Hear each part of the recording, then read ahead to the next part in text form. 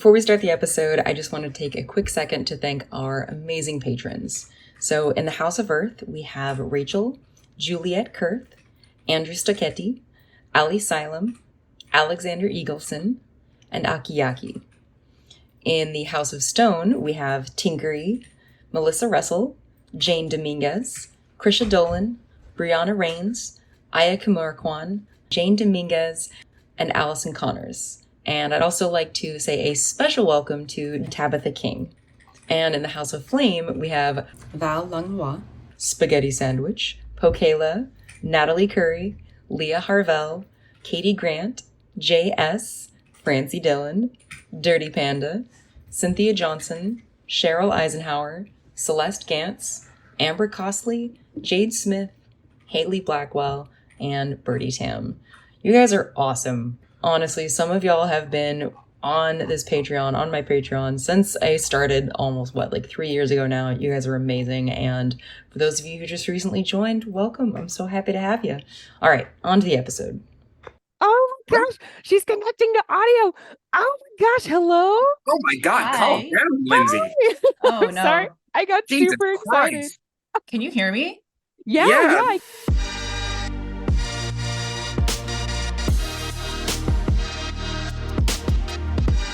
This is the Mud Peddlers, a podcast where two nerdy ceramic artists share the behind the scenes of their worlds of clay. We are your hosts, Lindsey M Dillon. And I am Donte of Earth Nation. So this week on the Mud Peddlers, I am super stoked. We have a very special guest. We have Birdie Tam coming to us from Sweden. Birdie Tam, welcome to the Mud Peddlers. Thanks. Super happy to be here. A little bit nervous, as we discussed, but it's going to be a good time. It is. They're both okay. nervous, and I don't understand why. Well, because I think we kind of established in our messages going back and forth that's like we're both low-key fangirling right now over each other. Definitely. So it's just one of those vibes. So it's a good vibe for a podcast, I'd say. So I'm stoked. I hope that you dear listeners enjoy hearing our conversations. I guess just to kind of get started, tell us who you are and what kind of art you make. Yeah, so my name is Birdie, and I am a ceramic artist in Sweden, but I'm actually from California. So I'm actually grew up in California, grew up near the Bay Area, but I've been living in Sweden for about 6 years now. And in terms of art, I feel like a baby potter still compared to you two. But I really like making like cute art. So you may have seen some of my like sculptural planters or like incorporating some like wax resistant decals to my mugs to like make like little characters and stuff. I've seen those, and I do like those, especially the negative ones where it's like you cut out a thing, and then I assume you put wax resist on them and then put them against the cup, or you just put the image against the cup like a sticker type beat, and then you glaze the whole thing. Yeah. And then it comes out, and the negative is like an animal usually. Yeah. So I use I get a lot of questions about this actually. I use vinyl to do like the decals, but honestly, you can use like any type of sticker. I've tried everything. It works. Right. Yeah. As long as it sticks to the clay body and it doesn't let the glaze in, you're good to go, huh? Yeah, pretty much. Yeah. Okay. That makes sense. That's so cool. Yeah, honestly, your work has brought me so much joy over the years. I don't have any of your ceramic pieces yet, but I have like if you were to look back through like most of my bullet journals, 90% of my setups are like your monthly stickers that I get from your Patreon. So I'm just like your art fills my world with joy all the time. So I'm so happy. I'm glad that people use them, because sometimes I'm like, I wonder if they use them or if they hoard them, because I'm the person who hoards stickers. Oh, I just have them because I like them. I feel that. I recently, all right, so I know our listeners are not going to be able to see this, but I'm going to show you. So my partner got me this journal from Emerald Barkley, and I love it, but I don't want to put any stickers on the front because it's really pretty. So I put a few on the back, and then I also, because I was beginning to be hoarding an absurd number of stickers, I just put a bunch on the inner flaps. Because I am also kind of a sticker hoarder, but mostly just because I acquire so many that there's only so much I can use. Yeah. So anyway, my wife's one of those too. She supports like 2 or 3 people on Patreon, and she gets monthly stickers. So I finally bought her 2 or 3 sticker books because I was tired of stickers just being strewn around the house. But she still does not put the stickers in the sticker books that I bought her. They're still strewn around the house, and we still get 3 more every single month. And I'm like, all right. I'm the same way. I will admit, I'm like not the most organized person. So there will be stickers randomly in our home too. I feel that really hard. Also, I have to note as well, I love the picture you have in your background Oh of yeah. the D&D dice. Yeah, I Yes. saw A plus, A It's funny plus. because I did not plan that, but when the camera came on, I was like, oh, they're gonna appreciate this. Yeah. Yes, absolutely, Definitely. absolutely. So how did you come to your style? Because it's like, at least as long as I've been following you, you seem to have a pretty distinctive, like your style has changed a little bit, but it's like you seem to have really embody like your own personal style. So it's like, did it take you a while to figure out what you wanted to make? Did you do a lot of experimenting when you first started getting into the arts? Because you've been working in clay for a couple years now, right? Or how long have you been working in clay now?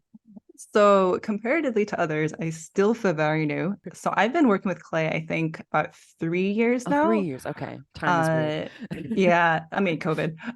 Yeah. And then it got Yeah, really weird. took everybody down for a bit. Hmm. But prior to that, I did listen to the podcast with Avi, and I did the opposite of what she did. I left the games industry. But before Oh. that, I was working in games as an artist. So I do have like a background in art and illustration. So it's a bit hard to say like when my style was developed. Oh, So I yeah. kind of just carried that with me, I think, into my ceramic work, or at least tried to once I started kind of figuring things out.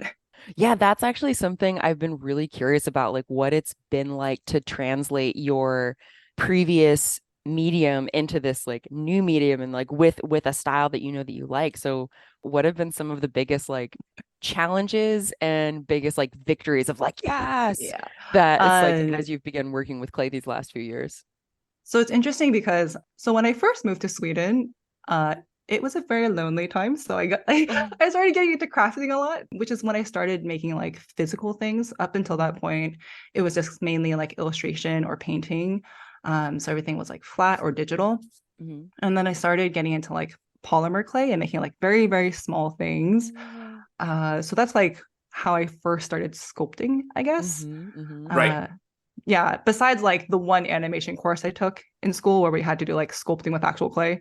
Oh yeah. But since then I haven't done any. But it kind of got to the point where I realized that polymer clay is very limiting because of course it's very small, but it's also not food safe. And I really wanted to make like big things. Like I wanted to make like Mm. planters and like dishware and things that you could actually use that were kind of functional. Mhm. Right. So then I took like a class and I was like, oh, this is like the thing. Hell yeah. Hell yeah.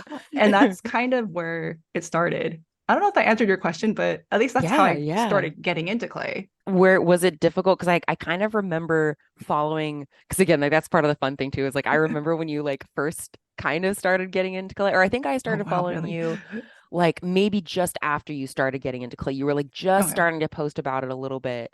And then it was so cool seeing you move from like a classroom sort of setting to then you had, because you have like your own like whole studio setup now, right? Now I do, but it was originally like classes, and then I became a part of a collective in Mm-hmm. our city. And Hmm? then last year I moved into a studio. Oh my That was a big gosh. step I up. think I saw that post. You walked into like this big white room, and I was like, "Oh yeah, yeah, that's Dude, all it right, was it dude." was scary because like I had just quit my job because I was like, okay, I'm gonna try this. I just quit my Hmm. job and I had just been casually looking for like studio space, but hadn't planned to do it for another year. Okay. Um, and then like this opportunity came up, and I'm like, I'm never gonna find a better space than this. So I moved in there a year earlier than I thought I would. Oh And it man. was it was Is it like a rent space, or is it like how does it work out for being there for you as far as like financially? Oh, it's a rented space, but I think I got a pretty good deal for like a basement. I'm like in a basement. I mean, this is And this is the way. This is the way. yeah, I got a Rip 'em off, basement, yeah. went for like the cheapest thing and the biggest thing I could get, which honestly worked out. And I just got really lucky, honestly. Like it wasn't even listed. I think I had been bothering the same people for a Yeah. while about like, Oh. hey, do you have anything? And finally they were like, well, we do have this thing.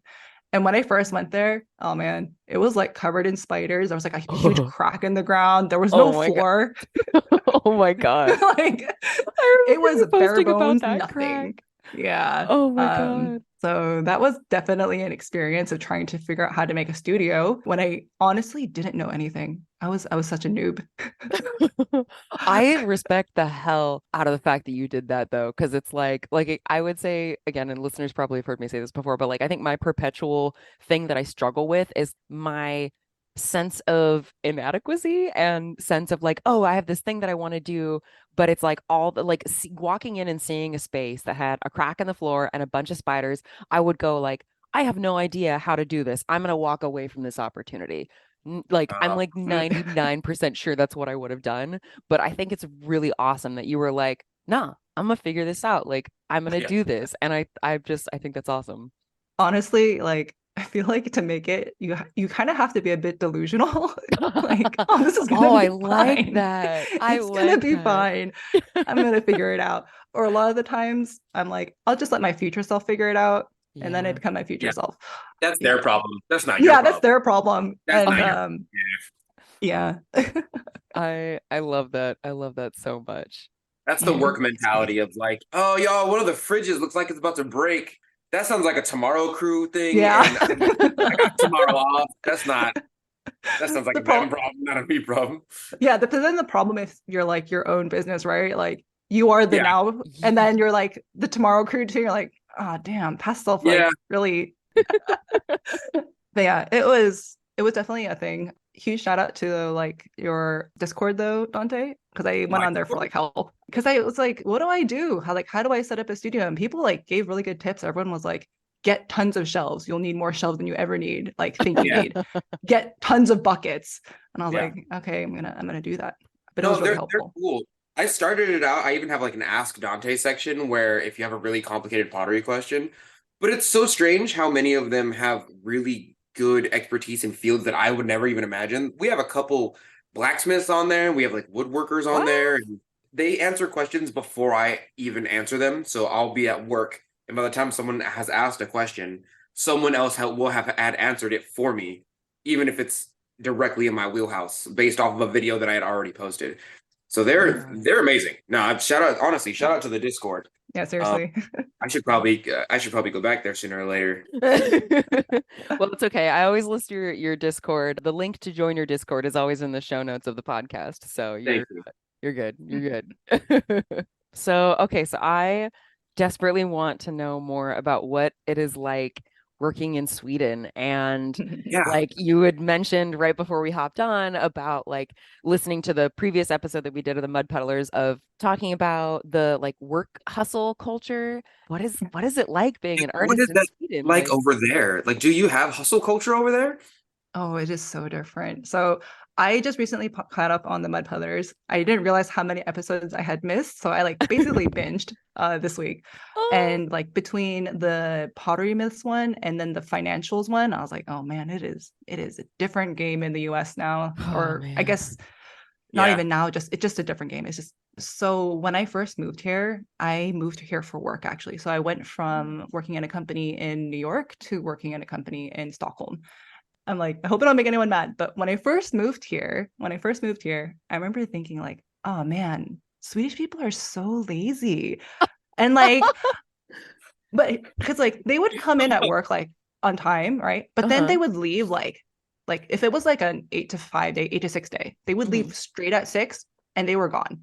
Like you could reach them by email. They just left on time. If they went on holiday, they just shut off all their emails like, bye. I was like, oh man, like we still have work to do. Like, and like, I remember it was really hard when I first worked here because like the way that they treat work is just so different than the way that I treated work. And I know that this wasn't just me. It was many other American expats or British expats or just people who came from cultures where working was like the thing. It was really hard to integrate into Swedish culture because they just didn't look at work the same. And now living here for so long, I realized that they were indeed not lazy. They just had it figured out. Yes. Oh my God. Like they had the work-life balance figured out. Like they worked to live. They didn't live to work. And like it's different. Like the hustle culture in the US is maddening. And I still have that a bit in me, like being American and Asian. Like there is like, oh, the money is like the important thing. And so my partner is Swedish, and it's interesting because he's the kind of person who will give things out for free. He'll like make tools and then just like give them out for free. And I'm like, you could like monetize that, you could make some money on that. And he's like, no, he's like, I don't want to monetize my hobbies. And he just wants to like do things for fun, and like money is not even on his mind. And I remember Oh my like, God. I was like, I don't get it. That's like, that's so hard to imagine, because like to be able to not have to take advantage of all of the money-making opportunities that are in your life, there has to be a baseline level, or at least this is my assumption, kind of how I think about it for my own life, is like there would have to be a baseline level of financial security that is really hard to imagine having, maybe just in the US. I don't know, but like again, like You're when right. You're right, yeah. because like I don't know, I'm perpetually afraid of like being one health crisis away from being like homeless or poor, and being poor is practically a death sentence in this country. Yes. And like, or living long enough, but then not having the finances to be taken care of in my old age. So I'm like in a filthy, underfunded elderly care facility. This is where my anxiety brain goes. Like, this is just like, so it's like, are there those same kinds of like insecurities? Because part of me wonders, like, when I hear about Scandinavian culture and Scandinavian like approaches to the social safety net, part of me wonders, like, is that just there's gold paving the streets, is it one of those things? Or it's like, how is that tangible? Like, how do you feel like as you've integrated into Swedish culture, like how have you observed that? Yeah, that's my question too, because I wonder if the system in place in Sweden is better than America in that it allows for the mindset that your husband has, or if like they just don't have. Is it that they culturally are set apart from hustle culture, or that the system takes care of them enough to where they don't have to worry about money as much? Whereas for us, we're like, we have to, or else we die. It feels really weird to be like the one who's like talking about Sweden, especially as like an American. But I will try to do my best to represent my fellow Swedes. But I do think that people here are just more relaxed, honestly. I think the social safety net really helps. It's things like if you get sick, you're not going to go bankrupt. And like even just that alone is like a huge pressure. It's also things like they have a lot of things in place for just like if you get sick and stuff like that, like you could take like sick leave. And I don't know, I think that people here are just more at ease because they trust that the government will help them. Now, I say that and I feel like someone's going to come at me because like, of course there are people who are going to hustle. That's just how it is. There are going to be people who do that. But I know that at least for me, especially when I quit my job, like that was one of the things I was really worried about is like, am I going to be able to pay the bills? And honestly, like listening to you guys talk about finances and like healthcare in the finance episode, like it just reinforces the idea that honestly, like I don't know if I could have my business in the US because I think I would be just constantly stressed out. Because everything in there is so expensive. We are that for sure. When did you first start thinking about going full time as an artist? And then like, what was it that finally made you go like, okay, this is something that I can do? I used to work for the company named King, who does Candy Crush, very big company. Oh, hell yeah. I worked there for many years. And when I quit that job, I had been thinking like, oh, maybe I will try doing this full time. I don't know. I quit at a time when I wasn't really happy working there. And I was thinking like what other possibilities there could be. That's when I first like kind of seriously thinking about it. But it wasn't until like I then went into my next job, whose company name I will not say. They could find it. But that's the company that made me like, okay, I'm done. And it was a lot of just like disorganization, lots of meetings. Oh my God, the meetings. Like this could have been an email was like the thing that was constantly on my mind. But I think it was because of that company though, and all the meetings and like all the time I felt like I was wasting working on someone else's stuff that I was like, I think I need to try this. And it was more like FOMO. It was like fear of missing out, honestly, Oh. of what I could be doing. Like, and honestly, one of the really big things is I was listening to a book by Guy Raz, and he Oh. does like How I Built This, that podcast. He has a book, and there was a part in his book that he was just talking about like how entrepreneurs start, and there was like a quote that just kind of stuck with me, which was like, the risk wasn't leaving, but the risk was staying. Mm. And I was like, oh man, I'm like that's, oh, that like hit home. So I didn't quit my job like right away. I went like, I think you did the same thing, Lindsay. Like I went part-time and then I quit. Yeah. Yeah. So that's kind of how it went. How long were you doing part-time before you made the final leave? I think about 6 months or so. Nice. And my manager knew. So, and he was supportive for the most part. That's really nice. Which made That's it a really lot nice. easier. But I think that it was really just, I felt like I just wanted to give it a try. I just wanted to give it a go. Yeah. And I was very scared because I was like, man, I make a lot of money at this company. It is real cushy for not doing very much work. Yes. Oh and God. I miss that sometimes. Yeah. But I don't know if I could go back. I don't know. Yeah, there's What was- definitely a trade-off where you're like, this is making enough money, and I'm relatively comfortable on a survival level, but I do hate this place. Honestly, if I could do what you do, Donte, like, and have like a job that I liked while also doing pottery on the side, that would have been the best of both worlds. Like, I know some people are like, oh, I just want to quit my job and do pottery, and it sounds really romantic, but there's a lot of work that goes into running a business. And Yeah. It if is you not work, good romantic. if you work for someone, man, you got a lot. Yeah. of safety. Yeah. Well, the thing that I've always been taught is like, don't go to your next job until you have a next job, you know, like, so if I were to ever quit the job that I have now, I would have to have not only a better paying, but a more comfortable environment and a more secure place in a company in order for me to be there. And this place is like a mom and pop shop that got too big where I work at. So I've been pretty comfortable there, and I'm like one of the heavy players. Like I order the food and I order the bread and I make sure everything's accounted for and I organize the fridge. Like if I left, it would be a difficult time for at least a month before they have to with me, or it would make the workload go heavier on someone else's terms. So you're right. I do work at a fairly comfortable place for me, even though it is a large workload. The rest of it is just me being a workaholic. Is just part of the American late stage capitalism hustle culture that I have in my bloodline. Yeah. Do you think that you would be a workaholic if you didn't live in the US? Yeah, no, definitely. I'm sure this is like, my mom always goes, it's just trauma, because she's like unlearning this in her life. But she's like, yeah, I passed it down to you, because there wasn't a single moment where like, if you were watching TV, I was cleaning 2 jobs and cleaning the house, because she was a single mother. So like, by the time I got to my teenage years, I'm like, that's how a household is run. You must work yourself to the bone and clean the house. The world is on your shoulders, and everyone else's shoulders are weak. Oh God. They can't carry the world like you can. So even now, like I wake up at a certain time and I clean the house, and then I do the pottery thing, even on my days off.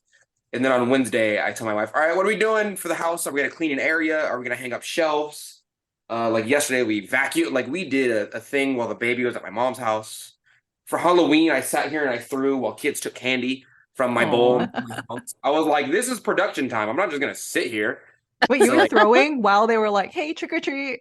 Yes, absolutely. Oh my gosh. The 6 mugs in front of me are here right now. And that took me like 30 minutes. And then I was like, all right, I'm done throwing. Let's go back in the house. Like, this is wasted time. I have that in my blood for sure. Oh, and I don't know if it's compounded by the American, but like if I lived in Japan or Sweden or somewhere where that's like a tiny bit more relaxed with the hustle culture, then I would probably still be this way, but just to not like such a large degree. But I would I'd be 75% of this still.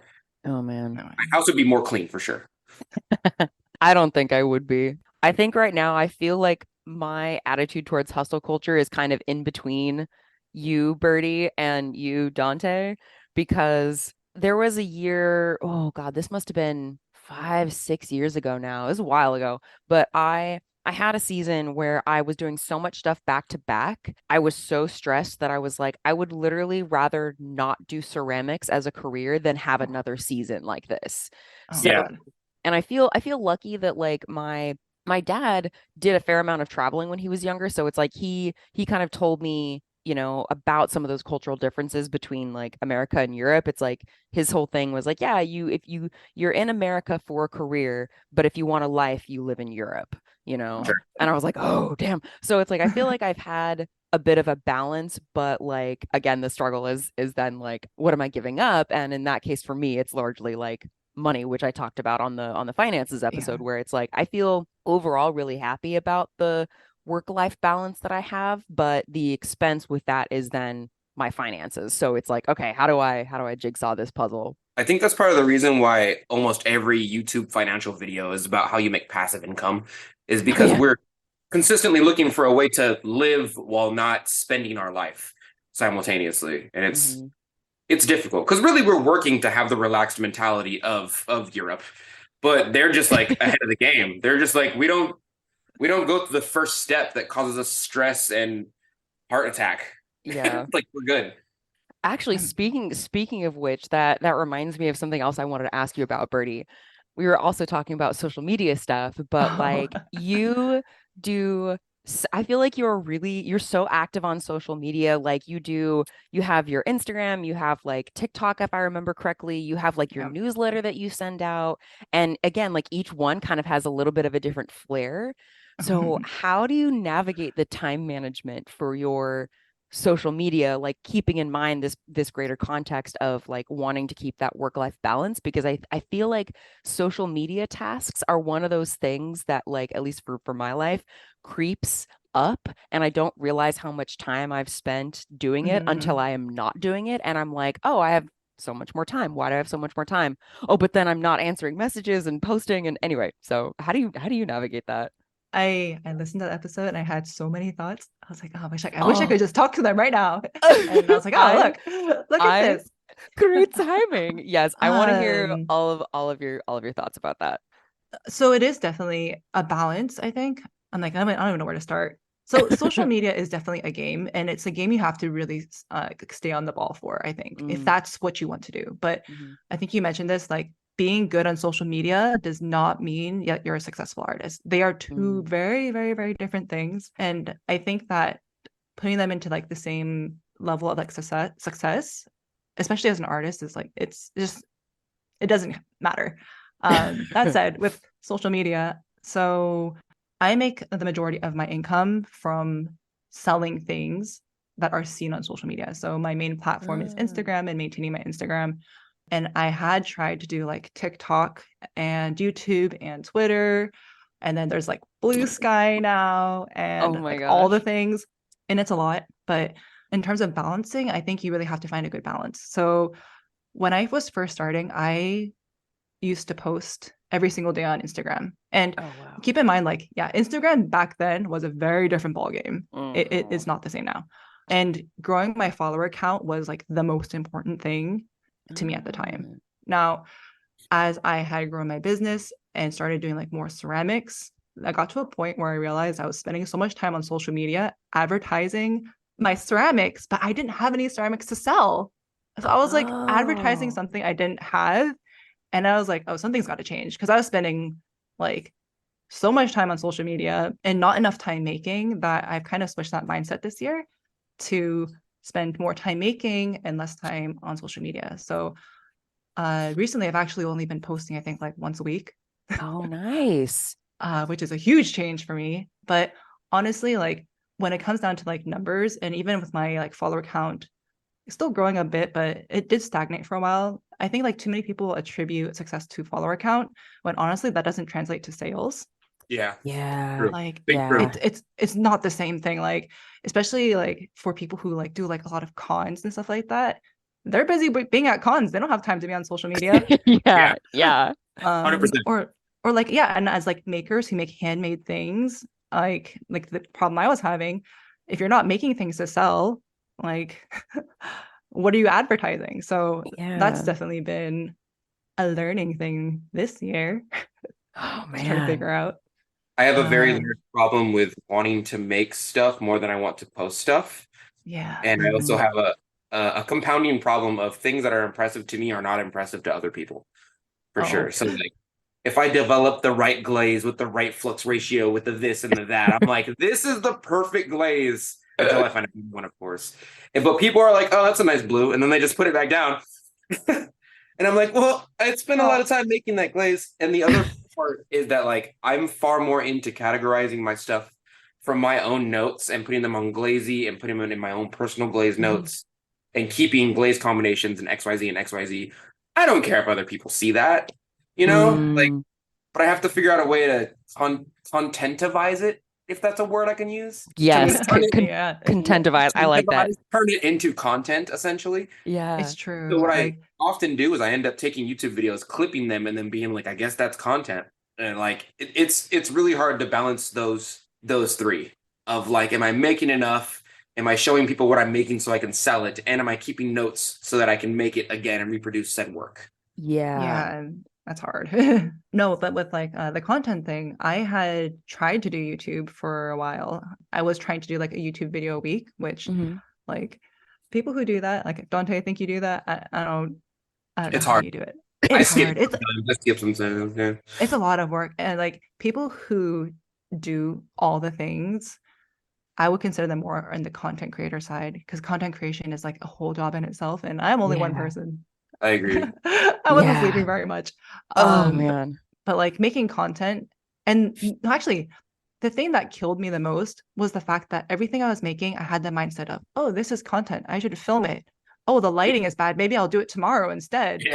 And then I Yeah. just wouldn't do anything. And I was Dude. Oh, that's all of oh my winter. God. All of winter has no natural sunlight, and natural sunlight is the perfect thing to penetrate the glaze matrix, so you can bounce off of like the inside and like bounce back, and you can really see into the glaze itself.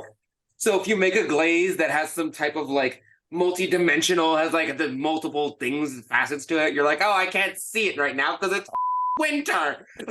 oh, it's winter like 9 months out of the year here. So that's just my life. Oh my God. I made Yes. this phase separation, but you can't see the different phases because the sun's not out. Yeah. That separation between like being an artist and like a content creator, like also I like your mug. That's awesome. Oh, this is from Joe. This is Old Forge. Joe Thompson. Yeah. That's You can tell because it's got awesome. like the pinky holder part right there. Yeah, That's it's his got like the Yeah. fancy Yeah. Oh my handle. God, that's great. I thought it might be. I wasn't sure, but hell yeah. Shout I'm out to slowly Old Forge. collecting. Yeah, he's Oh, great. yeah. You should get him on here. We're actually low key want to, but I haven't reached out to him yet because I only have so many mental spoons. But what's that? We were talking about it like a Yeah. couple weeks ago. Yeah, Oh, Joe, I'm gonna can you, laugh if he's listening to this. Old Forge, can you just like run up on us, please? Like run up my DMs. So that I don't have to have the nervous tics that come with being like, oh, hey, I know you don't know who I am, but my name's Donte, and Yeah, but the mental space that it takes up to do the content creation, like you were saying, like, oh, I should be filming this now or I'll film this tomorrow. Like, yeah, it takes up a lot of brain space. Have you noticed a difference either in terms of sales or anything since because you said you've been kind of reducing the amount that you've been posting for the last like year, right? Mhm. Have you noticed much of a difference? Because you've also been doing, at least from what I understand, you've been doing more like in-person events too, right? Or at least that's kind of what I've seen, like the Christmas markets or the holiday markets that you do. So I actually have been reducing the number of markets. But the Oh. perception is that I do a lot of Christmas markets because that's like the one that I do every year now. Oh, okay, yeah. And that one is actually my biggest event. So that's like the Christmas market in Malmö, where I live. Uh-huh. And that one is 4 weeks long, Oh, 4 days, wow. 4 days a week. Yeah. So That's intense. yeah, So and you it's cold sell because it's outside. all your stuff there? Like you sell Sorry? everything there? I sell a lot of things there, but in-person events are like a whole other beast, especially when you're selling like locally and not at a con. Cons are a different thing. Con people are awesome. Oh yeah. They're cool. Yeah. But I'm selling like on the street to like locals who are walking by or like tourists and stuff like that. And so the stress actually comes from having to I usually develop like a specific line of ceramics for markets, which is very stressful. Because honestly, like, and I get this, like, people who are passing by who don't know you, like, aren't going to suddenly drop like $85 on a mug. Like, Yeah. like I wouldn't do that. Like, and you would need time to think about that, right? So Yeah. I'm trying right now to make something that's like a lot cheaper and easier for like me to produce and also for Mhm. people to enjoy, which has also been a challenge. Yes, you were talking about ornaments, how that's like something that is that like a line that you're developing for that particular event? Yeah, actually, so I wouldn't have done this if it wasn't for the clay, but I have this amazing like brown clay that when you fire it with transparent looks like gingerbread. So Oh, Oh, yeah, that's that's the only reason why perfect. I'm doing it. It looks like gingerbread. So I'm but the trying to make frosting like, glaze. yeah, so I'm trying to make like gingerbread ornaments That's and I'm cute as really excited about them. hell. Yeah. Oh my God. Okay, so there's another thing I've been curious about. I didn't put on the list of questions, but I'm meaning to ask about it. Mhm. How long have you had your Patreon as well? Because like that's one of the things that, again, I love your monthly goodies that I like literally my mom will also like she knows because I have all Oh. my mail sent to my mom's house because I live in an apartment and like the mail situation's kind of not great. So I send everything to my mom's house and she's like, "Oh, Lindsay, you got your letter Oh. this month." And I'm like, so I'm super curious about how you've structured and how you've like spent time on Patreon because in my mind that's Mhm. also kind of like another branch of social media because but it also is great because again it can like count towards your income. So it's so how have you navigated running your Patreon? So I think I've had Patreon, I'm pretty sure it's 3 years. Sorry, I'm just like totally blanking out because my boyfriend just started like microwaving food. Oh, what's he making? So I could like I don't know. Tell him we say hi. He's actually seen a lot of your videos, Dante. So before we I'm sorry. get on the I'm so Patreon sorry. thing, I actually learned a lot of what I know in terms of pottery from Dante's channel. That's Like wild. I binge watched that like back to back when I was first starting out because I didn't have like proper teachers. Yeah. So I watched that like here's how to throw a mug, Yeah. centering for beginners. Like I watched the shit out of that. So It's a big problem, to be honest with you. Like the amount of people who don't have access to teachers, not only because of their economic status or situation, but also because they don't live in an area. Like I live in the city, so I have 3 pottery shops and 3 pottery studios around me and my house right now. Like if you don't have that, then you no. don't have a teacher, and the internet's kind of a way to connect everybody in that facet. Also, there's so much misinformation and disinformation on the internet for stuff Yeah. that it's wild. So I was like, I'm just gonna create this channel and hopefully people figure it out. And I'm glad that I'm Well, glad I that appreciate it. I'm the Set me out this gateway path. drug teacher for It's sure. true. Sorry. On No, Patreon. no worries. So were you asking specifically like how I manage it, or what do you mean? Like Yeah, like anything specific? so specifically I get okay, so the thing I'm most curious about is and again, like the idea of doing like a monthly thing in the letter, I totally learned that from you because Oh, that was really? something that I enjoyed so much about your Patreon because I think like one of the things that can be tricky, and Dante and I have talked about this a little bit, I'm sure you've heard on some of the other episodes of like what's can be tricky about Patreon is that a lot of the times folks want to contribute, but they don't always like, and I do this myself, we don't always like check in and like look at the content at the like Patreon only content that Hmm. people are creating. So the in-person newsletter is kind of a nice way to be like, hey, like you don't have to do anything to get this specialized content. Like I'm literally Hmm. sending it to you. But so what can be difficult is like how much exclusive content do you create, knowing that sometimes something like, for Donte, the videos that you used to make for your Patreon only people, you'd get like 4 views. I'm And so so it's bad. like it wasn't really worth the time. Yeah. So like I guess that's what I'm curious about is how do you balance creating Patreon only content with making it worth your while, I guess, for that time. Right. I guess that's what I'm the most curious about. So the Patreon stuff was actually a way for me to do more illustration, encourage me to do more illustration. Oh. So it was like, oh, like this is dedicated time to being able to do some illustration work while also hustling on it and finding Preach, some income preach. for the work I'm making, which feels bad when I say it now. No, honestly, But I'm kind of in that same boat. Like that was the yeah, thing was like, yeah, anyway. but I mean, it was like double benefit. It was like, oh, like I get to do some illustration work and also get to share it with people who like it as well. And my Mhm. Patreon has changed quite a lot over the years. And one of the biggest things, actually, though, which I think is important to say, is that the way that YouTubers use Patreon and the way that artists who are like illustrators use Patreon are very different.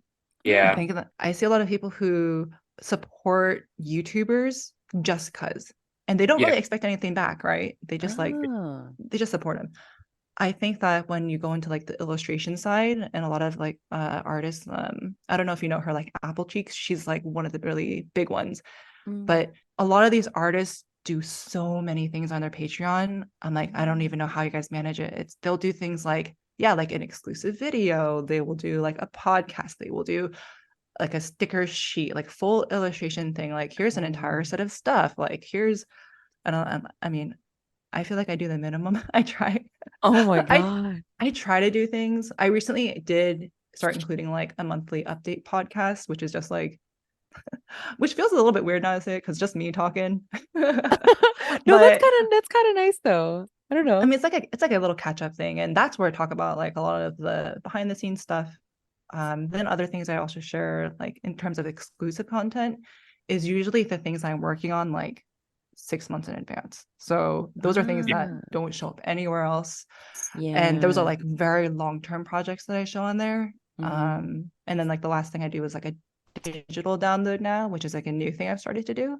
Which Oh, the digital nice. download is like kind of fun because I can like design some like paper crafts and stuff. But I try to like not put too much work into it.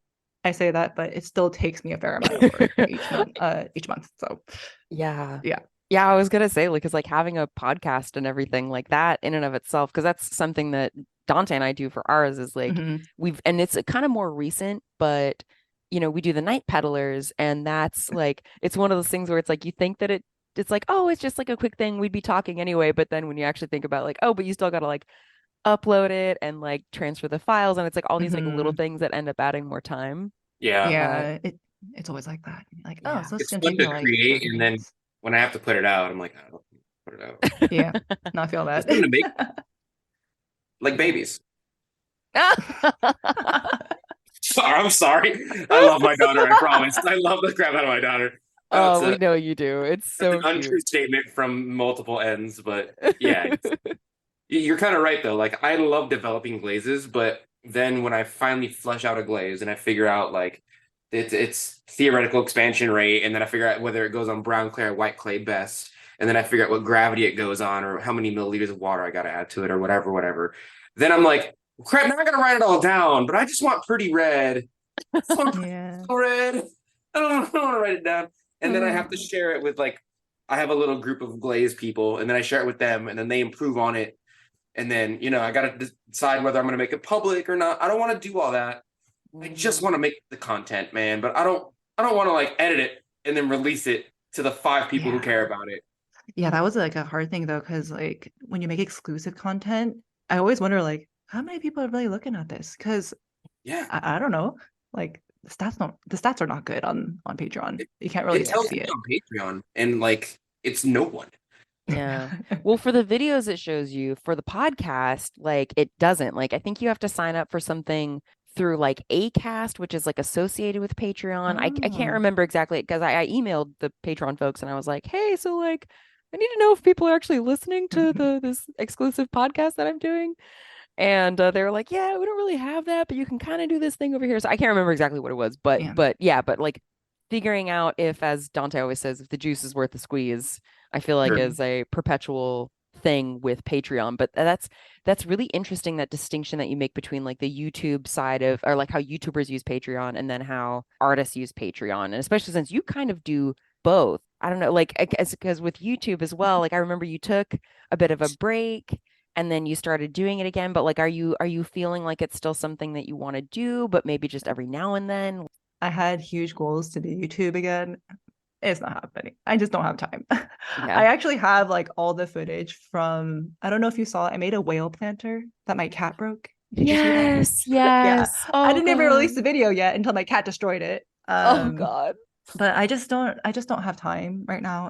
And I feel like people who do YouTube, and again, like Donte, I don't know how you do it, but people who do YouTube, I would put them in the content creator category. Like That- they are focused on content creation. And What I generally do, and this Sorry. is kind of how I've been doing it, is that I will, like, a kiln load is worth at least 10 to 15 pieces of content.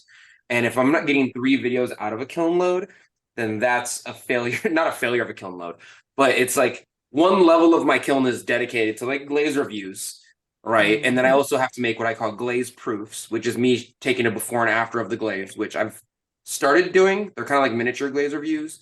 And then I also have to make sure I make videos of me crafting stuff because I am a teaching channel technically. I can't just be like a look at pretty glaze channel. It's like all those 3 things go into that kiln.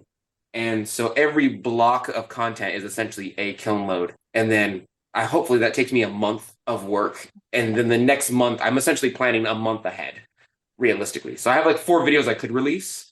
But then, like, I have a baby, and then I have like to teach classes, and then I want to develop glazes, and of course I'm gearing up for winter right now, and then like I got to go to the Thanksgiving thing, and I have to do all that. So sometimes I think like this Thursday or Saturday was Halloween. What's today? Yesterday Wednesday. was Halloween. Right. Right. So I did not release a video this Saturday like I usually do because it was so close to the holiday that my statistics told me like people don't be watching stuff on the holidays anyway. They're usually out with their families. So it's a waste of content for you to put it out unless it's a reel, because then people at their family blah blah blahs usually scroll on their phones anyway. Like it tells me like just don't do a video this week, it's not worth it. And it's usually right, but that's essentially how I do it. I have to stay a month ahead of the content creation if I want to be able to do stuff that I like to do. Essentially, like, I have a video on hump throwing for like intermediate potters. That's not out yet, but that's only because I couldn't release it this week because yeah. I'm taking notes about how to like create more content for YouTube, because honestly, if I could, I think I would just make one of a kind pieces. Like that's all I would make. Just one of a kind pieces and document the whole thing and just do that. But yeah, I would make no money. I would be so poor. No, I think you do great because you have fantastic lighting, and like this is kind of a bug with me, and don't tell the other content creators. But like I feel like I put so much work and information into my videos, and then somebody just has like a white studio with ASMR. They don't give you any information at all. It's just them wedging and going like on the camera, and they have billions of views. I know. And then I look at their work, and I'm like, what do you make? You haven't made anything. You just that's why it's content creation versus like content creation is its own thing. Anyway, yeah, sorry, Birdie. No, it's true though. I'm like, why don't I just do that? I should just do that. You should. You just need good. You need a white background studio for all the people who dress in beige. The beige target people, and then you basically need to like get a really good camera and make sure it has a great sound. You don't have to make anything, but in the thumbnail, you make sure you put something, and you don't have to show it during the video, and you're good. You're fine. I don't know. Maybe I'll change it up next year, because it would be nice to start making like some more one of a kind pieces and just like sculptural stuff. And what would you make if you had like, let's say you got like a grant, $100,000. Bruce Wayne grants. Let's say you have Bruce Wayne. Yes, Bruce Wayne levels of grants. What would you make? Like, what kind of sculptural stuff would you make? Oh, I don't know. I think I would just wait. Do I have a big kiln? I would buy a really big kiln first of all, so I could actually make some big stuff. Like a walk-in kiln, like a human size. Yeah, like kiln. one of them huge ones, so I could just like put really big things in it. Because like I don't know if I really like plants. I've been really into plants recently, and it's very hard to find fun planters. And I think I would just want to make some really big, fun planters that are just like one of a kind, one-off pieces that are something I will never make again. I think that would be really fun. I'm just imagining like I could see like this huge thing with like all your characters with like different little plants and stuff. I am a newbie plant mom. So yeah. I wish I could give you some plants. I have like way too many now. Oh my gosh. Well, I'll tell you what, if I'm ever in Sweden, I'll hit you up. So if Ensika ever goes to Sweden, we'll meet up with you. The year that Ensika was in California, I wish I had known sooner, because I think like I could have gone around that time. I missed out. So hopefully they'll go back again and I'll know ahead of time, but that would be a lot of fun. Yeah. From my experience, they usually have it on the East Coast, and that one time everyone freaked out because it was on the West Coast that one time, and they were like, oh, it's in California this time. Because evidently ClayCon West is usually meant for us, and then it's the Ensika itself is usually held over there like by New York and all that. Well, I don't know. I mean, a few years ago I think they kind of switch it, because like it was in Portland maybe 5 or 6 years ago, And then I think they kind of go back and forth a little bit. At least that's kind of what I've observed. Fair. But yeah, but ClayCon West is another like big one out here. But yeah, Birdie, I would have died if I got to meet you in person. I would be like even more fangirly than I am right now. So I would have to apologize in advance.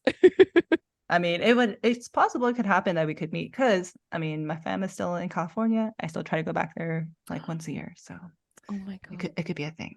That would be awesome. That'd be awesome.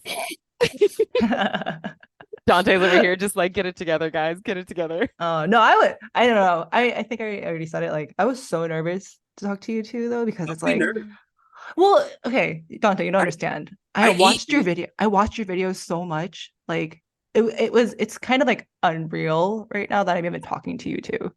I exist in the third dimension, I promise. It's weird. Oh my gosh. Oh my gosh. I honestly was like feeling that way because like I feel like I've learned so much from you again about just honestly it's just like so much like content creation stuff. And it has genuinely been so much fun watching you first of all how quickly your skills develop, like from when you like first started kind of exploring clay and then like looking at the stuff you're making out. I'm just like, look at Birdie go. Like it's so awesome to see.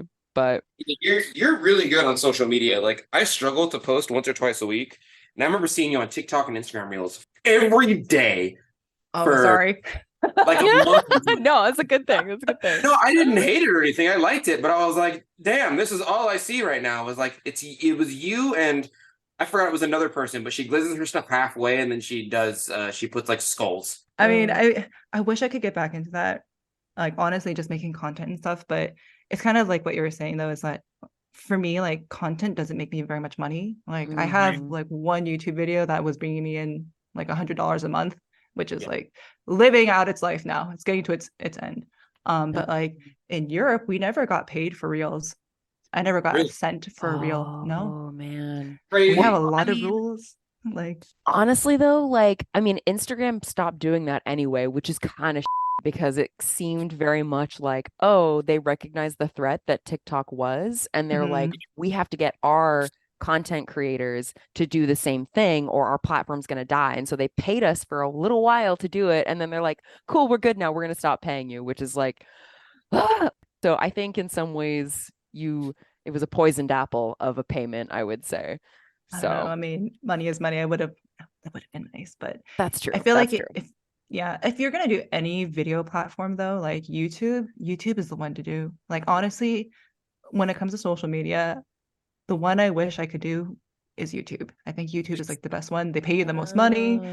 It's like searchable, which is Instagram's worst fault. You can't find anything on Instagram. Yeah. It's just hard. That's about it. Like YouTube just requires you to basically learn how to edit even on an amateur level. And then like realistically speaking, the largest amount of money that you get on YouTube is basically making content for like kids. But like my sector is like usually you are an older person with enough money to get into ceramics if you are doing ceramics in the first place, or it's like school. People in school are looking up how to center and whatnot. But like the kid YouTube era, like toy reviews go crazy. To the point where they had to start putting regulations on it because they ask you every time you upload a video, is this for children? And if it's not, and you say it is, because they realize that monetizing to children is way easier and better, they just anything, you know. You get way more views, but they will ding you. They will fine you a large amount if you're advertising to kids and it's not for kids. No, I was gonna say it's actually illegal to advertise to kids in Sweden. There are no At all? kids ads. Wow. Yeah. That's amazing. Like I don't think you can advertise for kids' toys and stuff. Oh I hate God. that we have all of our cigarette ads in every flipping 7-Eleven or whatever, like at child height. I hate it. Oh, yeah. What the heck? Yeah. What? What should our listeners look for you? Like what, like in the next like few months, what are you working on that we could point our listeners to? Right now I'm doing my holiday push. So I got like my socks in and stuff like that, which I'm very excited about that. And doing the last of the pottery thing. So also trying out some new things for the market, which has been a really big headache because I had to change clay. And I've been crying. It's been very stressful trying to change the clay in the holiday season. Why did you change your clay? They were out of my clay. They were sold out. Okay. Can you tell me the company? Can you say that? Is that a thing you could do? I mean, Can you we tell have me different what- companies here though. We Okay. have like totally different clays. Like I hear you guys talk about B mix all the time, like the Oh, butt yeah. clay. I'm like, I Oh, want to yeah. try the butt clay. But we don't have that. But it's like a local clay. I don't want to throw them under the bus, Okay. but That's fair. Yeah, that's fair. basically they were sold out in like the whole country. I looked Wow. everywhere. And it's also partly my fault for not ordering it sooner. Yeah, that was a big boo-boo. So I had to get different clay. Oh my gosh. Yeah, it was Oh. stressful. It's okay though. I got it today, so we're good. Oh, We're good now. good. Oh my gosh. Yeah. Those kind of last minute nightmare scenarios, like last year when my kiln died, I was like, oh no. Oh no. So, I do have I- elements though. I Oh, learned. Yeah. nice. Yeah. That's good. I That's wish good. there was a newsletter for companies and like their clays and glazes. Like when a company, because like the Laguna company sometimes has to change pits and whatnot Mhm. for their clays, and then everyone notices like, hey, this is a little bit of off color from what we usually use. But the company's not coming out and being like, hey guys, we ran out of XYZ, so we're using this substitute, so it might look a little different. You Oh. really have to like be in there to know what's going on in the company. Yeah, I wish. And I wish the companies would just come out and be like, hey, just let you know, it's off-white instead of white this time. And people like Yeah. me, Lindsay, and you who are really into the clay itself are like, this has been working for years. Why is it not working anymore? It's Mhm. probably because the chemical change feels different. And then, there's no newsletter for them. They need a Patreon. They need a Patreon. I wish I knew that like all those nuances when I first started, because I remember when I was getting into clay and people were like, there were like these two brothers at my collective who were super experienced. And I remember them being Mm. like, yeah, if you buy like pre-made glaze, it could be really good one time and really, really the next time because Yeah. it could just be kind of different. And I was like, oh, okay. Like, what am I getting myself into here? They Oh knew my what was up. They gosh. knew. They knew, yeah, that was definitely like mind-blowing. But yeah, like I love working with different kinds of clay, but having a studio now means Mhm. like handling just one kind of clay is already enough. Yeah. And then like throwing in other colors like red and white clay. I don't know how you do it because right now we have like the red clay for the gingerbreads and Uh-huh. it's staining everything. I'm like, Yeah. Yes. The Oh my iron is God. up there, man. Yeah. oh my God. Oh, I know. yeah. It's such a hassle, like keeping everything separate and not having it like mix. Yeah. Oh my Red Honestly, iron oxide by itself is insane. What's that? Red iron oxide by itself, which is usually like makes clay brown and whatnot, and Mhm. like your red glazes, is wild. I remember one time I was mixing up a red glaze and my garage was open because I want access to the hose. And my neighbor was like, hey, Donte. And I pull out my two hands that are dripping with red iron oxide. And he's like, are you okay? He doesn't know.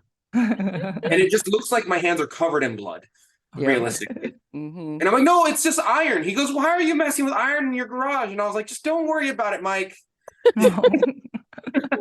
He's got it under control, Mike. It's all good. got it. It's all But good. it stains everything. Yeah.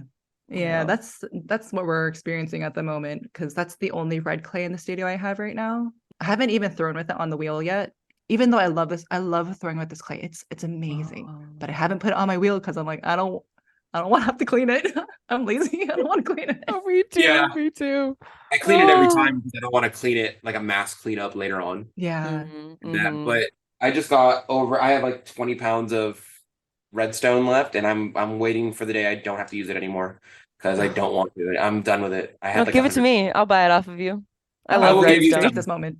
I'll give you some for sure. Also, and this is just me nerding out. I'm so sorry. Like the difference in between the glazes and the glaze chemistry in between different clay bodies. Like here's a white glaze, right? Mhm. Mhm. This is just like but like here's a red clay body. It's the same exact Yeah. glaze, It's crazy. right? Crazy. So But crazy. people don't think about that ever. And for the audio listeners, I'm showing the same PCF glaze on like two different things.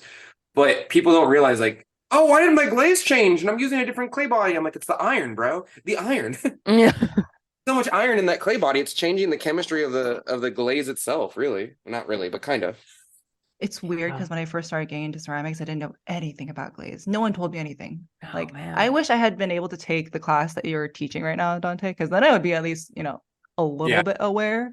Right. But I remember when I was first starting out, one of those brothers I mentioned, Mhm. I was talking about like, oh, like I want to learn how to like mix my own glazes so I can like start doing that. And he's like, yeah, okay. So he like taught me how to mix glazes, and that was really, really Oh, nice of him. nice.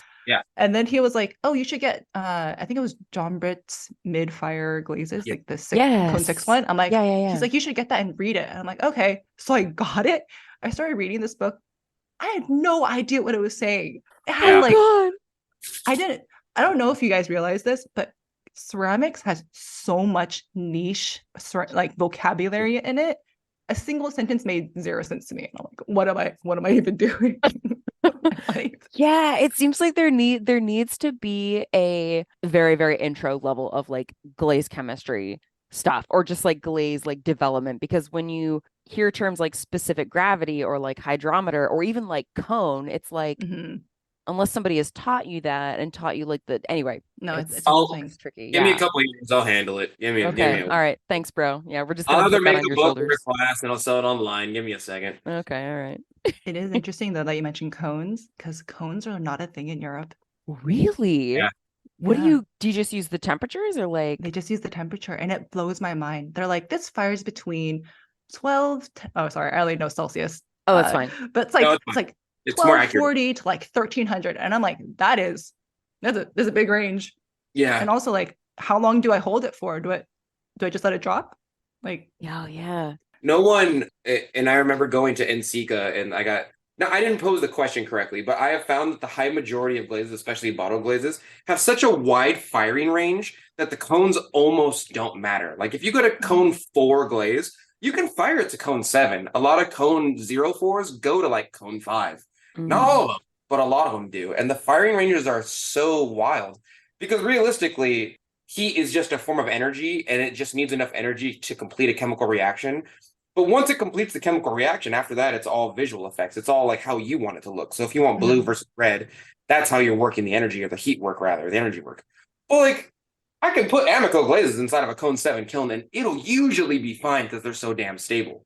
It's almost like cones don't exist to a certain degree. Certainly not in Sweden. yeah, Yeah.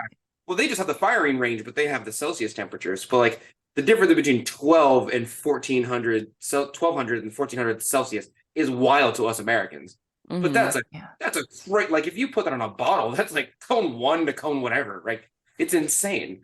Yeah. You just need enough heat. That's all you need. That's a lot. Yeah, I mean, my usual glaze though is very interesting though, because my kiln has almost like 1 or 2 cone difference almost between the top and the bottom. It can be so hot on the bottom of mine. Wow. It's huge. And I have like a blue-green glaze, and it can range everything from like nice green to like deep blue. And I'm like, all right, well, it's gonna be somewhere in there. Yeah. Yeah. And the older the kiln, the more difference it has too. So like my kiln's a little hotter on the bottom, but it's relatively still new. I know when it gets older, I'm gonna have to put all this stuff that needs more heat at the bottom. I know that. Oh yeah, I'm right there right now because mine is also really hot on the bottom. Oh yeah. And I think I'm gonna have to start like moving things around so that all the hot things that need to be hot are down there, because it is a big difference. Yeah. Now we're just nerding out about it's so nice because it's like, honestly, your podcast is so great because I think you mentioned this like a sense of community and stuff like that, but it really is. Ever since moving out of my collective, I don't really have these conversations anymore, especially like when the more experienced potters moved away and stuff. It was like, oh, they always move away, dude. Yeah. Oh, they do. always move away. They're always like, I have to go take care of some shit, sorry, and they leave for a year, and then they come back with more knowledge, and then they share it with you, and you're like, that's gonna take me 3 more years to figure out. But with this like ceramics though, it's like you don't know what you don't know. So I don't even know what to ask sometimes. Like, I didn't even know that was a thing. That's so true. I didn't realize how much I missed the community aspect because I used to volunteer at Sacramento City College a couple times a week, before the pandemic. And it's like now I'm trying to decide how much to go back because it's like in terms of the, again, efficiency of my time, it's kind of tricky. But yeah, that community aspect is nice. Like I feel very lucky that like Donte and I get to nerd out about pottery literally every week for the podcast. So it works. And it's like, I think, like I remember, what is it? Paul Blaze. His podcast, the Potter's Cast, their kind of catchphrase from what I remember is picking up where the art degree left off. And I love that because like, not only again for so much of like arts education, there's like so many of those like nitty gritty like business side things that like I love talking about. I mean, like we've talked so much just about social media and content creation in this episode, but then there's all the like, oh yeah, like as the kiln ages, like it's going to get hotter on the bottom, so how do you navigate the temperature differences? And so yeah, I guess I just really appreciate being able to have these conversations. So Yeah, no, and it I'm makes a glad you huge enjoy difference. listening. No, it really like introduces me to like new ideas and stuff like that, or just things I hadn't thought about or hadn't heard of even. Because otherwise, I'm not going to be exposed to those things. Like the only way I'm going to get that is if I happen to see it on social media Yeah. by chance. But other than that, it's like, how am I going to know that?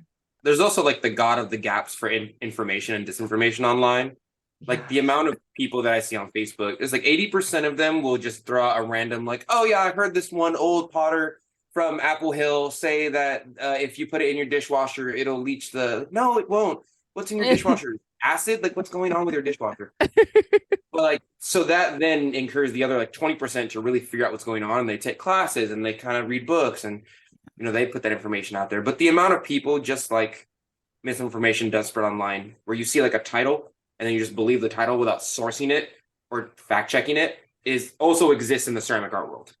Right. So you really have to get your sources right. Yeah. I do a lot of reading now just about ceramics. Like I was just reading all about clay bodies because of the problems I was running into with my clay. So spend a lot of mornings reading about how to like change my kiln schedule and stuff. So I'm actually firing a glaze test right now. Fingers crossed it works, but we'll see. Yeah. Oh, kiln God's blessing upon you. Yeah. I had to like email the manufacturer and be like, hey, what's going on? And actually he gave me pretty good tips. He was like, oh, when you get to like 600 centigrade, you should like hold it there to let the outgassing happen more. Oh, okay. Because I work with a lot of like speckled bodies and they have a lot of like stuff in it. Were you getting like bloating issues or? Yeah.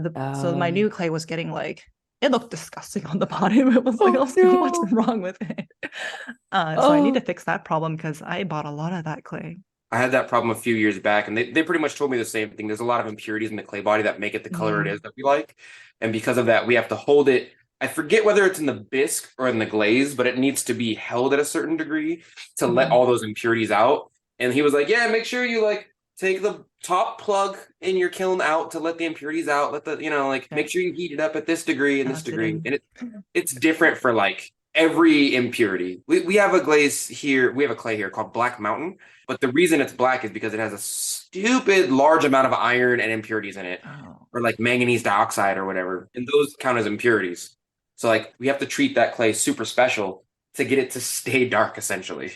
Yeah, and then not bloat. I know Natasha from Tasha Throws Raw was last time we got together, she was telling me, or they were telling me all about that because that's like the clay body, or I can't remember if it's that specific clay body, but anyway, they were running into issues of bloating. So it's like, I was like, oh, thank you for sharing that information because like, again, like I want to start working more with like different clay bodies. I know it's such a hassle with like cleaning and everything, but I just love, I don't know, like, okay. That reminds me. In this, even though you are in a country where there's so much more safety nets and the hustle culture is different, like how do you balance your like business side, like I gotta make a certain like level of income with like keeping your creative like juices alive? Like where do you go to like stoke those fires? It's hard, honestly. So the main line of work that I have right now with the blue and the inverse, the print, like the decal on it, that was actually a result of me trying to make easier work because all of the sculptural pieces I was making took me so long. They took me so long and they were all different. So also listing them was also like way more time to do. Yeah. So I needed something that was more like staple that I could produce more easily and also just give me a bit more like stability instead of having to like make new things constantly. Yeah. But it's definitely a challenge. Right now I'm trying to develop like lines of work. I think some people are really good at it, but like making like lines of work would be really cool. So actually for Chinese New Year, next year's gonna be the year of the dragon. So I'm really hoping to make like dragon inspired pieces for the year. Yes. I'm really excited about that, but I haven't had time to do the R&D for it. So hopefully we'll get there. But it's really hard, I think. I think that it's really important to have pieces that you just make for yourself. So I actually have a line of like dragon planters that I haven't sold. Oh, And I almost don't even share them on social media because every time you share something on social media, people expect to be able to buy it and it stresses me out. yeah. They'll ask like, "Oh, when is this going to be on for sale?" And I'm like, And I'm like, uh, never. yeah, yeah. But it's definitely a challenge. But I do feel like, and this is where the imposter syndrome really comes in though, because even though my social media shows a lot of my ceramics and I Mhm. showcase the process of making my ceramics, I would say that honestly, more than 50% of my income does not come from ceramics.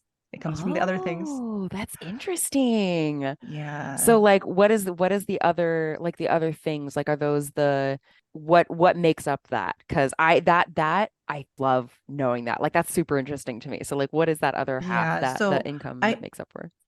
yeah, I feel like the outsider actually within the ceramics community because most Oh. ceramists I know don't have like quote unquote merch or other kinds of things. Mhm. Yeah. Yeah, and honestly, like a lot of the income that I make is not from ceramics because ceramics takes me so much time to make. It's very Yeah. slow. Yeah. But the other things I make are everything from like stickers to like notebooks. I make pins, earrings, but like socks are also like really like one of the most popular things I've ever made, which is very surprising. Oh. But I think I did the numbers for 2022 because I think like Joe and like not work related do this. They do like a year in review, and I was going to do it, Oh. but I never finished it.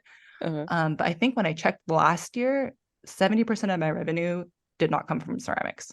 That honestly, like that, in my mind though, That like makes sense. that makes you ahead of the game because Yeah. I Oh, think one of the biggest issues that like I'm in this critique group with another like group of small artists, and one of them is specifically an art, like she's an art coach, mhm. and she's always talking about finding ways to leverage what you already have. And I think that model makes a lot of sense because when you think about how many pieces you would have to, how many ceramic pieces you would have to make Yeah. to hit that same financial benchmark, it's like you'd have to hire assistants or drive yourself into the ground because otherwise, I mean, it's just not sustainable.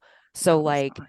I'm trying to work up to the point where you are because there's only so much I can do and I don't want to go the whole road. Not that I'm throwing shade on Hammerly for this, but like because I respect his business model, that's just not the business model that I want to go towards. Mhm. So I can hear like why the imposter syndrome would be there, but I'm here to tell you that I'm like where you are is where I am trying to be.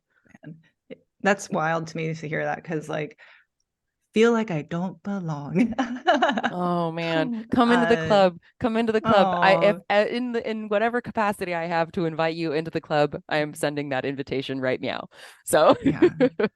Like the thing with handmade stuff though is that you truly are limited by your time. Like I can Yeah. only throw a mug this fast. I can only make the kiln go this fast. There is an yeah. actual physical limit to how much you can make unless you are Mhm. selling pieces for like hundreds and hundreds of dollars each, which you can Yeah. do. That is Yeah. that is a way you could do it. But I'm not there. I don't know if I will ever be that kind of gallery type artist. Hmm. I just physically can't work that much, right? So there had Yeah. to be other things had to give. And I think it also helped that I made these other things first, and then the ceramics were a thing that came after. Yeah. Yeah. Uh, Yeah. but my social media is a lie because I rarely ever show the other things. I think that's okay. Oh, this makes me so happy because it's like all this kind of stuff is like why I really wanted to like have you on as a guest because I think the way that you've developed your business is, I mean, again, I can't speak to how common it is, but to me, from what I've seen, it's really unique and it's really like different than the kind of artists that I normally hear about, or like the perception that at least I have of other artists is that like ceramics is their main thing and that's where most of their money comes from. But Mm. that's just like, oh, I'm so happy right now. So yeah, sorry. Yeah. No, I mean, I think the only other person I had who's kind of was also doing this is like, I can't remember how to say her name. It's like Ave Riviera. Oh You had her on yes. the podcast. Yes, yes. Yeah. Oh my Yeah. gosh. She does stickers and she also does merch too. And I remember talking to her Yes. about it too because I was like, how do you do it? And she's like, it's a balance. But she was also doing that. And I was like, so it can be done. Yes. Yeah. Yes. Yeah, it can be done, and it seems like the way to do it because, again, like you're saying, there's only so much you can make as a single Yeah. human being. Like, There's just a way to do everything, and you realize it can be done. Like you're saying, like once you see someone else do it, you're like, oh, so it can be done for sure. It's just there's a system that has to be in place, and I just don't know the system yet, you know? yeah. Yeah, I think the other thing also is you have to decide if that's what you want to do too, because like you mentioned like Kurt Hammerly, but the person I'm thinking of is, and hope he's okay with this, but like, Callahan Ceramics. Do you remember? Oh, yes. I don't know, Yeah, yeah, maybe you want to yeah. leave his name out. I don't know if it's like a sensitive thing, but he had a huge business. And I remember he just suddenly one day was like, I don't want to do this anymore. He sold everything. I don't know if you two Wow. followed that story at all. No. I Never. remember like I followed him, You but again, didn't? the algorithm only shows so much, so I wasn't aware Right. of that. So two people I really admired are Kurt Hammerly and Callahan Ceramics because of just the way that I was like, because at the time I was like, oh, that's like what I want to do. I want to like grow to those levels. Uh-huh. And like I think Kurt Hammerly was recently on like Wheel Talk talking about that. Oh, yeah, yeah, yeah. And that was, you should listen to it. Okay. Because that one's interesting of like the things that he encountered that were challenging and how it went. But the other ceramic artist I'm thinking of, I think he had like a whole team. He had rented out the whole warehouse. He had the whole system in line. And I remember he was just like, don't want to do it anymore. Sold everything, sold the warehouse, sold all the equipment, and just like went solo. I don't know what the story is behind that, but I remember thinking like, that is a bold move and I admire that because he realized Yeah. it wasn't what he wanted. And so he did something about it. I think about those two a lot because I see that as a possible path. And then I'm deciding whether or not I would really want that. And I'm not really sure. I mean, Yeah. because there Yeah. really are so many different options. So much of it is kind of like, again, like with social media, do you want to focus more on like the creation of the things themselves or more on the content creation? I mean, there's so many different ways to like build a business and just live your life in general that it's like everyone has their own ideal Tetris combination of their life, and it's figuring out like what works for you and then just also acquiring the skills to make that happen is like a thing Yeah. too. And then Yeah. just life and privilege and all those other things too. But Skills and equipment for sure. yeah. Like once I figured out silk screening, I was like, oh, okay. Well, like before that, I just thought that I would have to painstakingly draw or carve everything into a cup or whatever. You know what I mean? Mhm. And like people do love images on cups, and cups sell the most. They so do. Yeah. They They- do. they sure do. Cups are the Uh, t-shirt of the mug of the ceramics world. Yeah. I want It's to interesting. make merch sooner or later, but like they're gonna be sassy, definitely. You could Excellent. honestly, like, I think one of the easiest ways for people to get into merch, and I know not everyone's going to be a huge fan of this, but if you look into like ship on demand, super, super, Oh. like, basically like no investment cost to you, but you can like try out things like, I don't know if people know what ship on, like, was it drop shipping? Yeah, drop shipping. I Yeah, think? yeah, yeah. So that'd be programs like Printful. Yeah, there's a couple different, I'm completely spacing on the companies, but yeah, so essentially like you provide the imaging and they can put it Mhm. on like shirts and clocks and shower curtains and whatever, Yeah, Yeah. like you- that could be a thing if you wanted to do shirts. Like, Yeah. that's a super easy way to do it.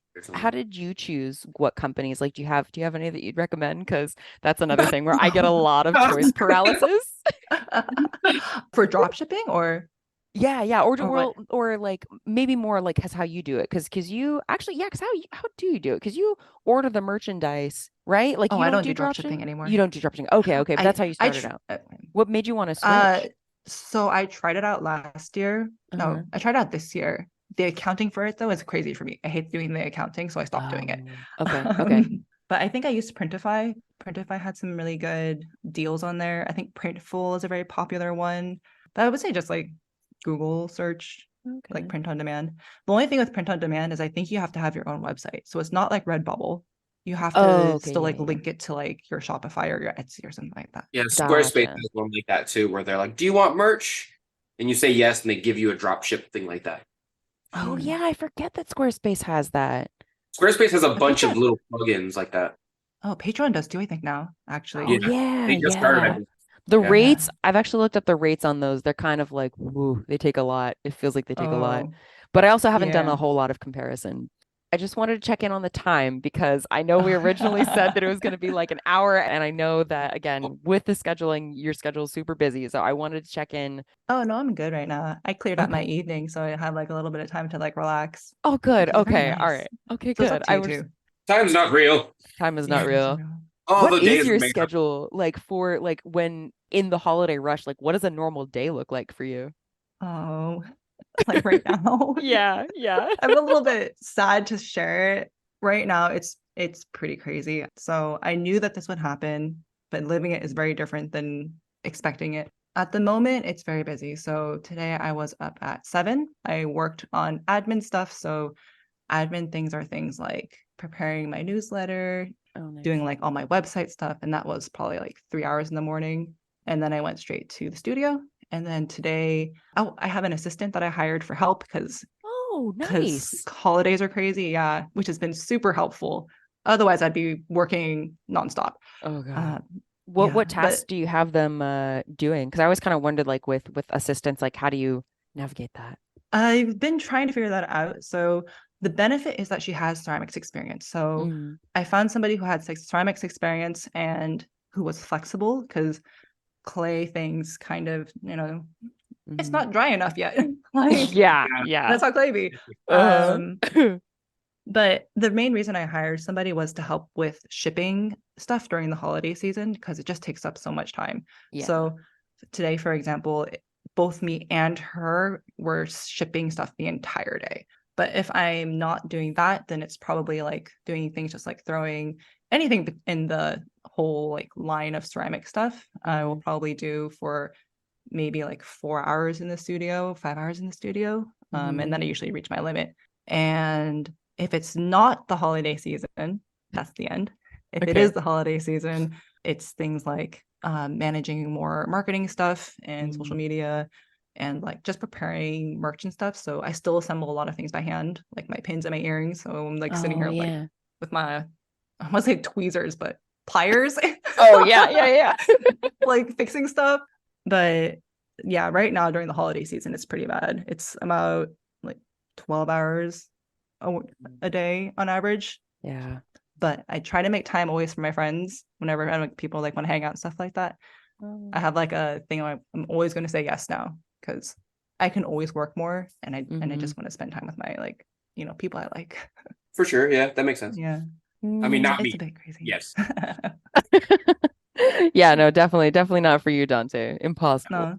No. I got like, well, no, not because of the workload. I just have like 3 or 4 people that I'm like, I will drop everything to go hang out with you, and everything But else. that's all I'm just, you need though. Like, Yeah. like they're just also busy. So like my best friend's name is Howie. I get to have like a pancake breakfast with him like once every 2 months. We have to like schedule, and then I will cook like eggs, potatoes, that's so pancakes, nice. whatever breakfast, whatever he wants. And I Mm. get to like experiment on the new food items I've learned at like work or through my own skills.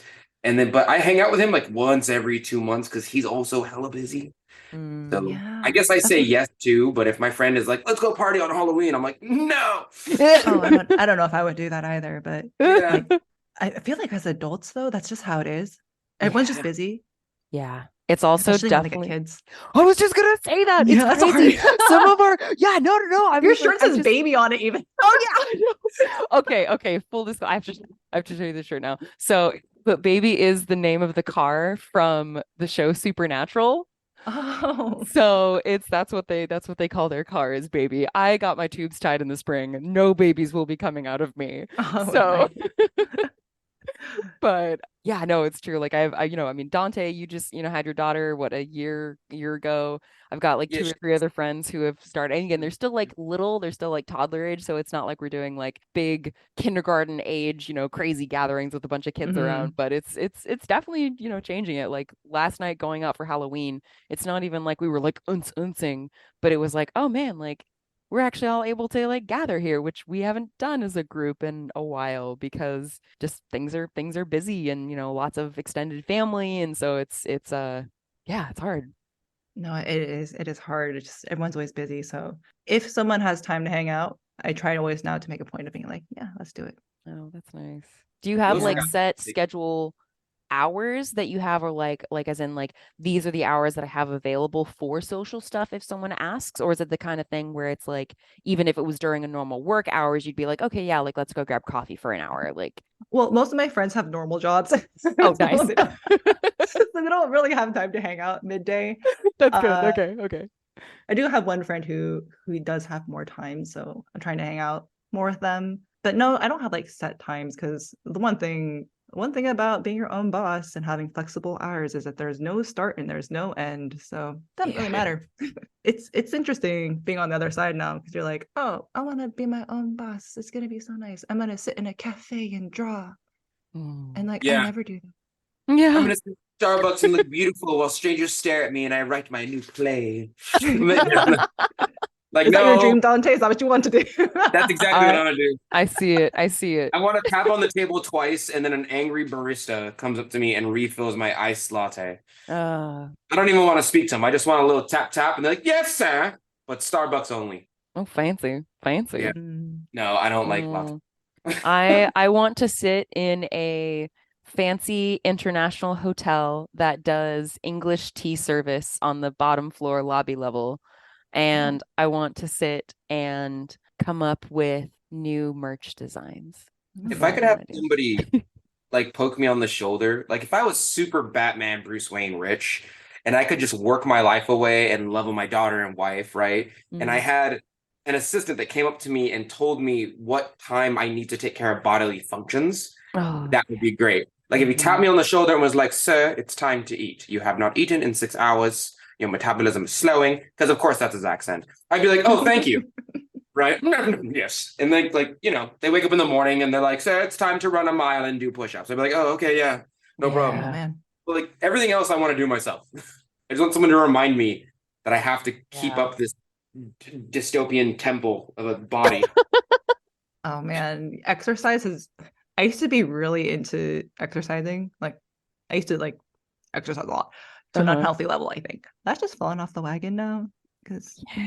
But Yes, that's really important, though. People don't tell you how much your body hurts all the time doing ceramics. I think that is the one thing that has kept me, like, I'm not great with exercising at all. Like, basically the only things that would keep me exercising is like, oh, I got to get in shape for this cosplay that I'm going to do. Oh, And that was like the only motivator. But during COVID and, we didn't have conventions for so long, so I really fell out of the habit. But I do stretch every night, and I am very that's so glad good. for that, because I think compared to what I hear a lot of people talk about with like back pain and stuff, I feel like overall I seem to have less than other folks. I'm not sure if that's genetic, or I'm not sure if that's because of the stretching or what, but I'm grateful for it because like ceramics, like, and again, that comes back to like the overall sustainability of working in ceramics, because it does take a toll on your body and you got to find a way to take care of it.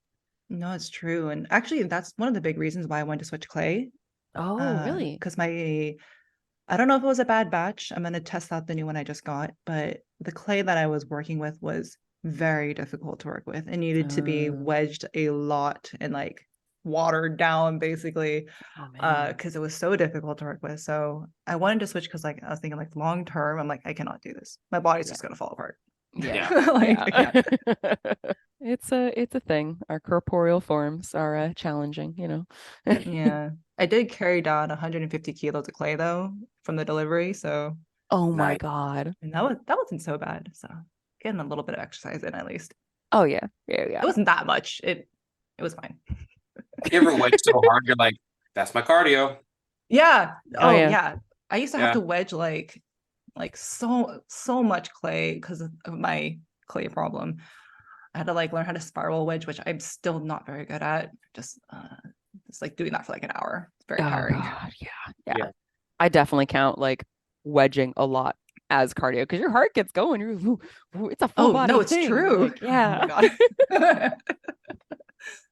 If there's any like 20-year-olds listen to this right now, they're like, "What are you talking about?" I'm just like fit all the time. I'm like, "You bastard." I just got to that point where I was like, I want to wedge 20 pounds of clay at a time. And I'm like, "Ooh, this is kind of hard now. I don't remember that being this hard. Yeah. I'm getting weak. Oh no." Yeah.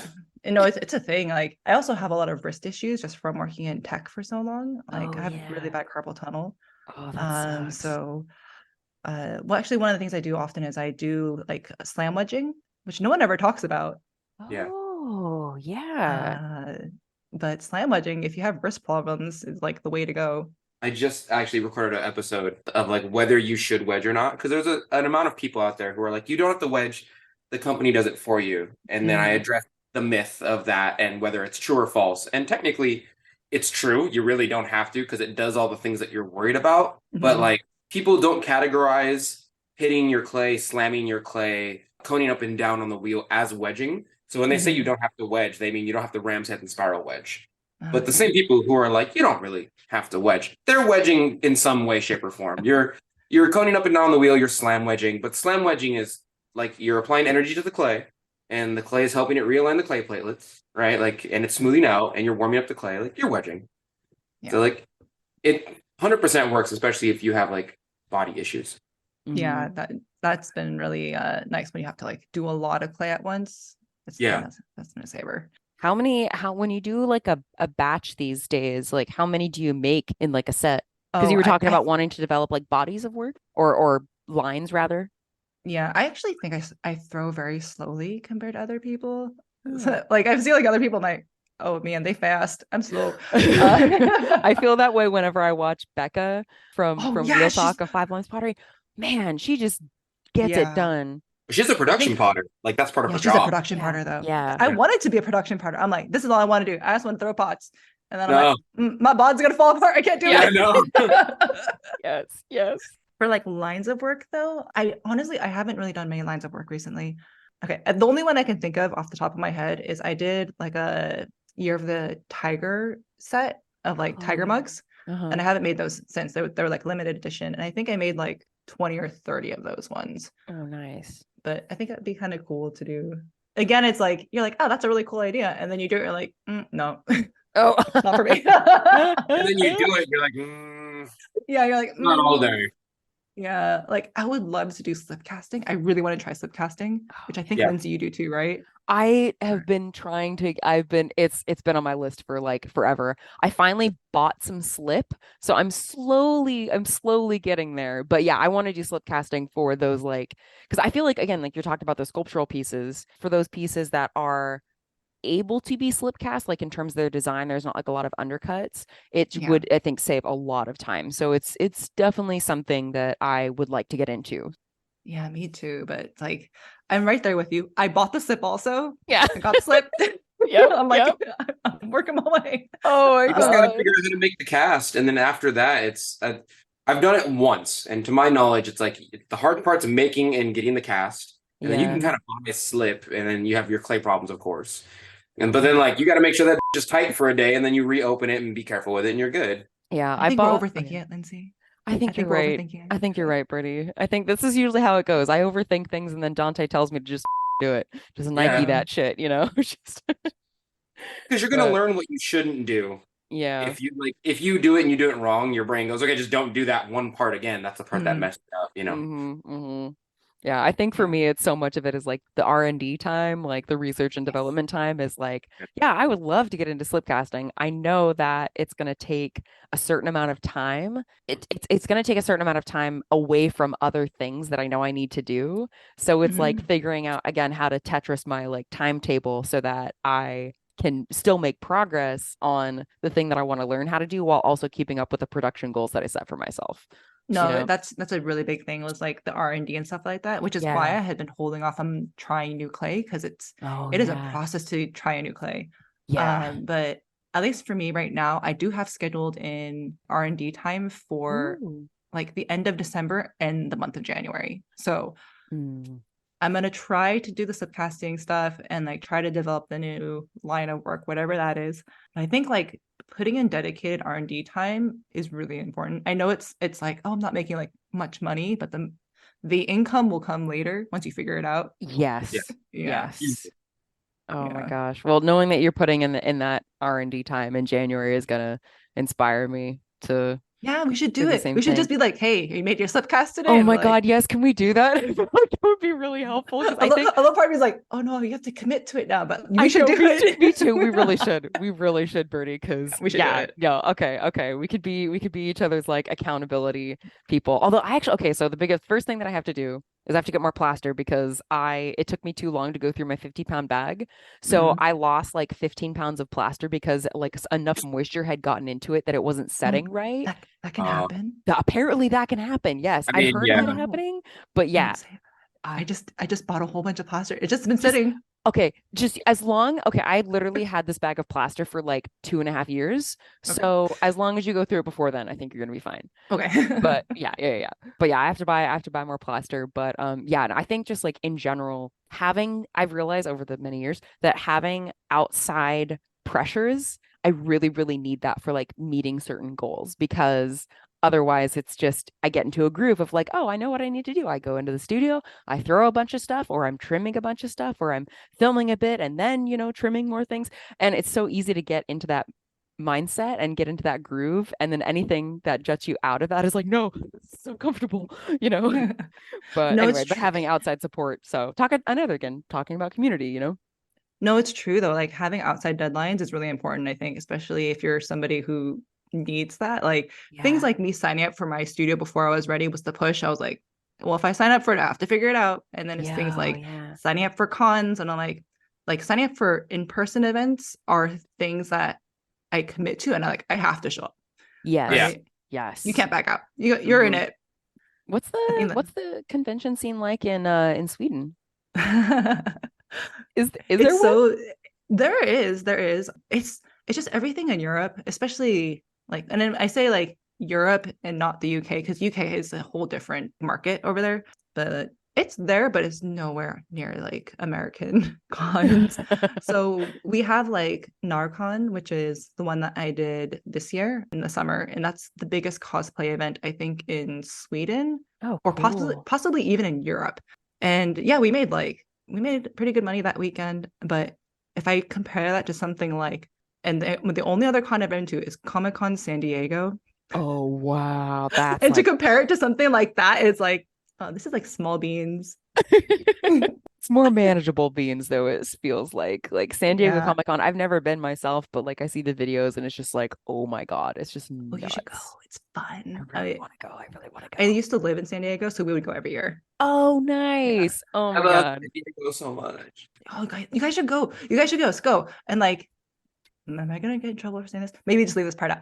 So if you can't get tickets, this is what you do. Okay, it's a lot of fun. It's massive. It's crazy. Last thing I'll ask for our dear listeners, tell people where they can find your work, where they can follow you, and yeah, give us the details so they can go look at more of your work.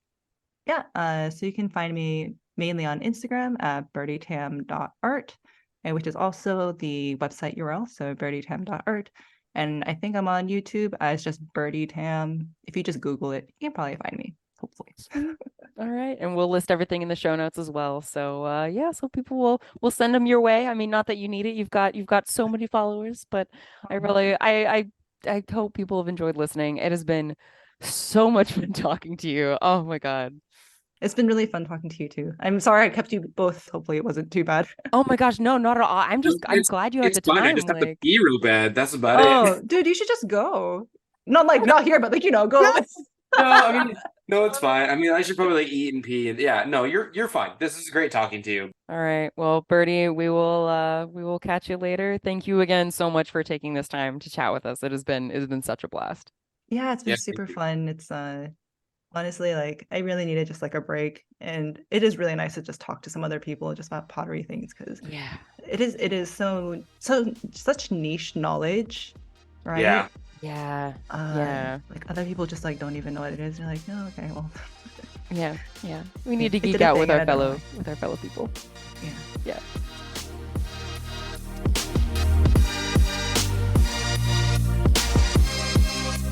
And that's it for today. Thank you so much for joining us for this episode of the Mud Peddlers. We would love to hear from you, so if you want to share your thoughts about the episodes or just see what Donte and I are working on in our studios, come say hi. You can find links to my social media at lindseyMdillon.com. That's LINDSEY, M as in monster, DILLON.com.